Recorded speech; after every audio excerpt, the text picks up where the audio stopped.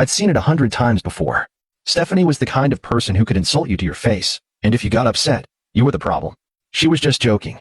You were too sensitive. I should have walked away. I should have let it go. But I didn't. Because something about this night, about this whole thing, was sitting wrong with me. Maybe it was the name tag. Maybe it was the fact that my dad had barely spoken to me before finding a way to brush me off. Maybe it was the way the entire room was filled with people who had never really been my family.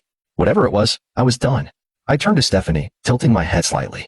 You know, I was going to let it go, I said, voice light. But I have to ask, whose idea was the name tag? I saw the flicker of something cross her face. Just for a split second. Oh, come on, she said, laughing. You always take things so personally. It was funny. I nodded. Right. Hilarious. She shrugged, sipping her wine. You know, if you spent less time being angry all the time, maybe you'd be. I held up a finger, cutting her off. Actually, I said, voice calm. I think you're right. Her eyes narrowed slightly. About what? About making a joke, I said, turning slightly, raising my glass. Because now that I think about it, I have a joke, too. She blinked, caught off guard. My father shifted uncomfortably beside her. And then I smiled. Slow. Easy. I'd like to make a toast. And just like that, the room started to go quiet. Not all at once, not immediately, but conversation started to die down as people turned toward me, curious.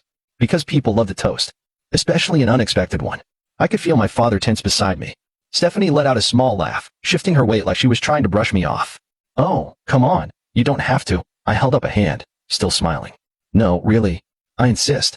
The weight of the room shifted as more people turned toward me, curious murmurs rippling through the crowd.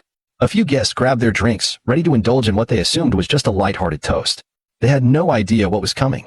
Stephanie's smile had tightened at the edges, but she was still playing it cool, still holding on to the idea that I was the same person she'd always known, the person who swallowed every insult, who let things slide, who never really fought back.